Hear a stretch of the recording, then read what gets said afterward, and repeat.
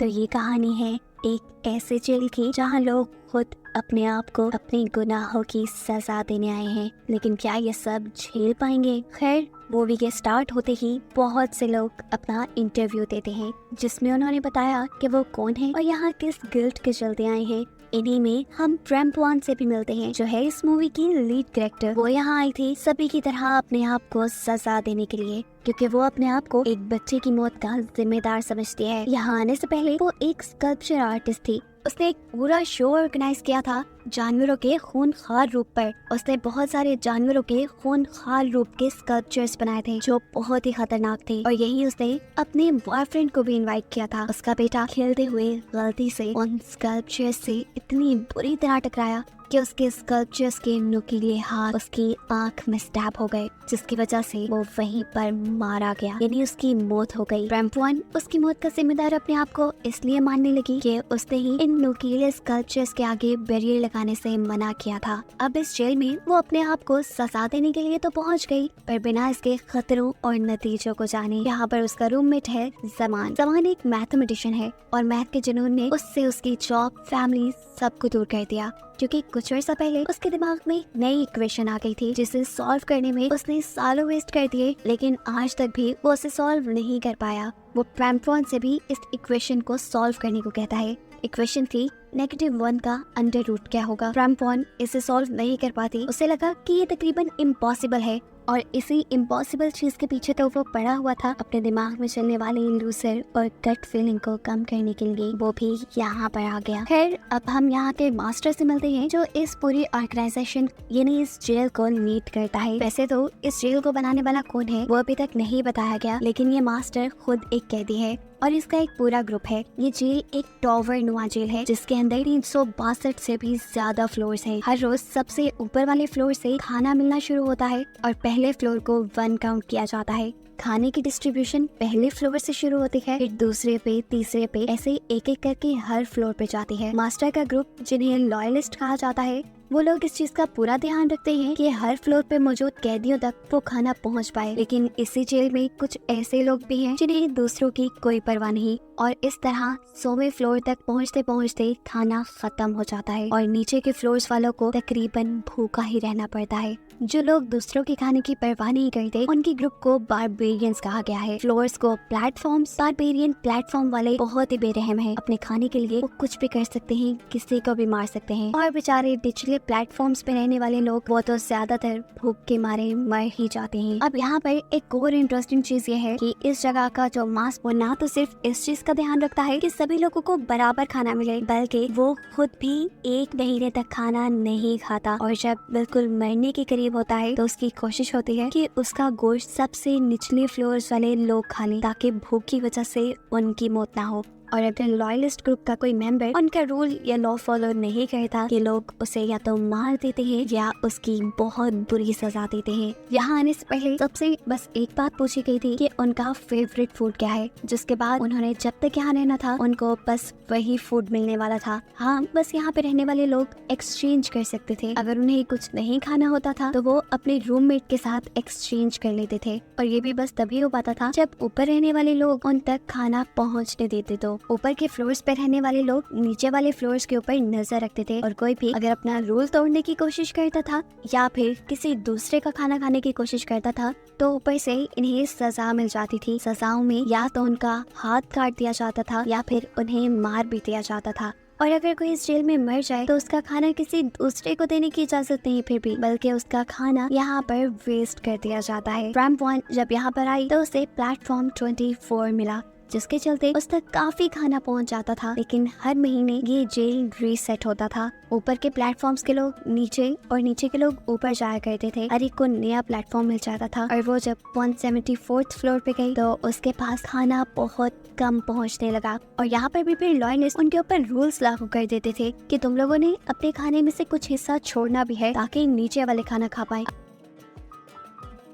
अक्सर लोग जो अपना फूड शेयर नहीं करना चाहते थे, लॉयलिस्ट उन्हें बताते थे कि देखो तुम पे भी वो वक्त आएगा जब तुम निचले फ्लोर्स पे जाओगे, और अगर सोचो तुम्हारे बारे में किसी और ने ना सोचा और तुम्हारे लिए किसी ने खाना ना बचाया तो तुम मर सकते हो। लॉयलिस्ट तो ये बात समझ जाते थे, लेकिन बारबेरियन नहीं। बारबेरियन दूसरों का भी खाना खा जाया करते थे और ऐसे ज्यादातर लॉयलिस्ट की भी कुर्बानियां जाया चली जाती थी। खैर, अब दोबारा शिफ्टिंग का वक्त आ गया और जेल में सभी लोगों के प्लेटफॉर्म्स बदल दिए गए। रैम्पॉन और ज़मान को मिला इस मर्तबा 180वां प्लेटफॉर्म, जहाँ खाने के नाम पे अगर इन्हें प्लेट चाटने को भी मिल जाती वो भी गनीमत थी। भूखे रहते रहते यहाँ इन्हें 20 दिन गुजर गए। 10 दिन अभी भी और बचे थे नई शिफ्टिंग होने में, और उस शिफ्टिंग पर भी ये लोग भरोसा नहीं कर सकते थे। क्या पता ये लोग वापस ऊपर वाले प्लेटफॉर्म में जाने के बजाय निचले प्लेटफॉर्म्स पे चले जाते। भूख से बुरा हाल हो जाता है। ज़मान अब ये सब बर्दाश्त नहीं कर सकता था। उसकी हालत दिन ब दिन बिगड़ने लगी थी, इसलिए उसने अपनी जिंदगी यहाँ पर खत्म करने का फैसला किया और अपने आप को आग लगा दी।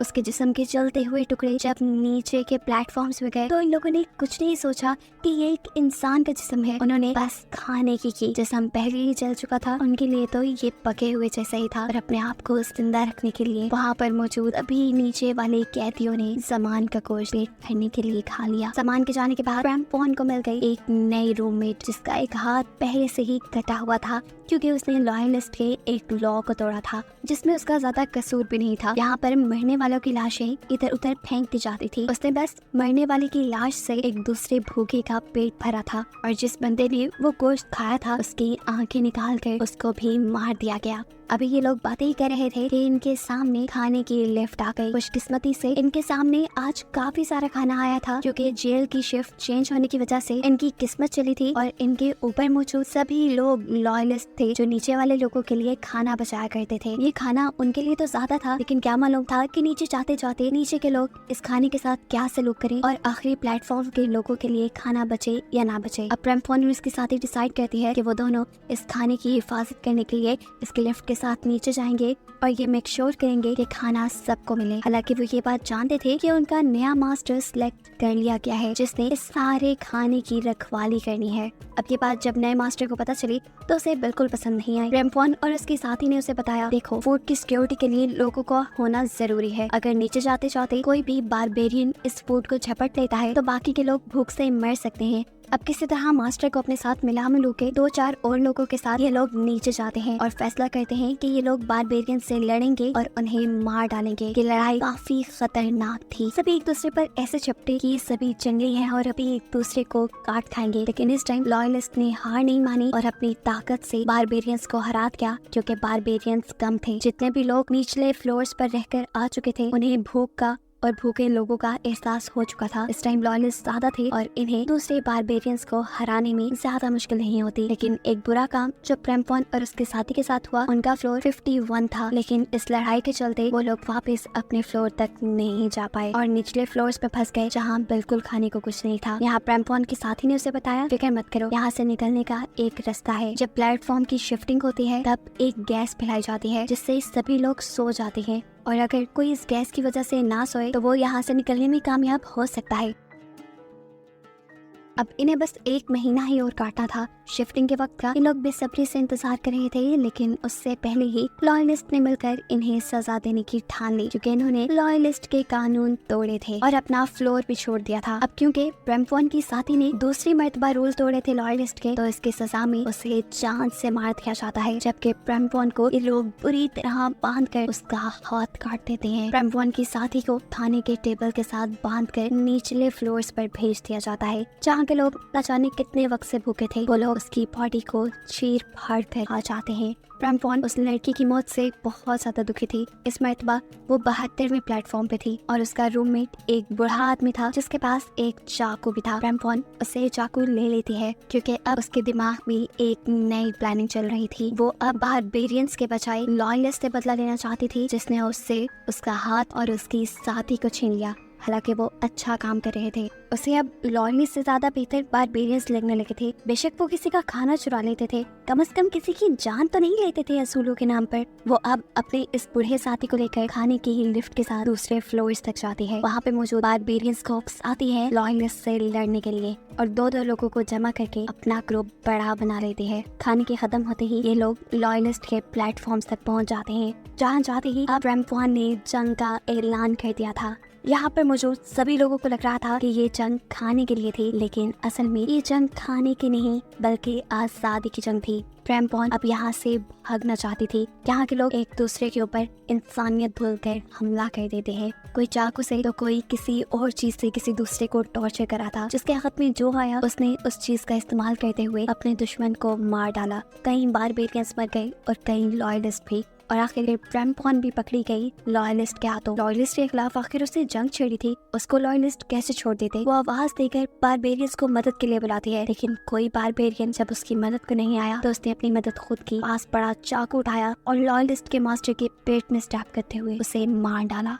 बेतहाशा लोग मर चुके थे। अब खाने की लिफ्ट जैसे ही दोबारा चली तो मरे हुए लोग उसके साथ नीचे गिरने लगे और ऐसे नीचे वाले भूखे लोगों को खाना मिल गया। इसी लिफ्ट के साथ चलते चलते रैम्पॉन भी 331वें प्लेटफॉर्म तक पहुंच गई, जहां सांस लेना क्या जिंदा रहना इंतहाई मुश्किल था। लाशों का एक ढेर था यहाँ पे। यहीं पर रैम्पॉन को एक बच्चा मिलता है जिसके सर से खून निकल रहा था। वो इस बच्चे को बचाती है क्योंकि उसने सुन रखा था कि बच्चों का यहाँ पर जिंदा रहना आसान है। बच्चों को यहाँ पर खाना दे दिया जाता है। बच्चे ऊपर वाले प्लेटफॉर्म्स पे भी जाते हैं, लेकिन जैसे ही ये बच्चे बड़े हो जाते हैं तो इसी सारी खाने की लड़ाई का शिकार हो जाते हैं। रैम्पॉन अब उस बच्चे को लेकर जाना तो ऊपर चाहती थी, लेकिन लिफ्ट ने अभी पहले 2 फ्लोर और नीचे जाना था और फिर ऊपर का सफर तय करना था। लिफ्ट जैसे ही आखिरी फ्लोर पर पहुंचती है, यहाँ पर एक हंगामा हो जाता है। यहाँ के सालों भूखे पासियों ने काफी ईयर्स से बाद किसी चीज की खुशबू सूंघी थी, चाहे वो खुशबू इंसान की थी, लेकिन उन्हें खाने के ख्याल के अलावा कोई दूसरा ख्याल नहीं आता। वो इंसानों को भी अपना खाना समझने लगे थे। बस वो वक्त दूर नहीं था कि लोग इन दोनों पे हमला करके इन्हें खा जाते। मतलब साफ था कि रैम्पॉन ने यहाँ से निकलने की कोशिश तो की, लेकिन वो बुरी तरह नाकाम हो गई। वो यहाँ से कभी निकल नहीं सकती और बस उसे यही फंसा दिखाकर ये कहानी यही खत्म हो जाती है।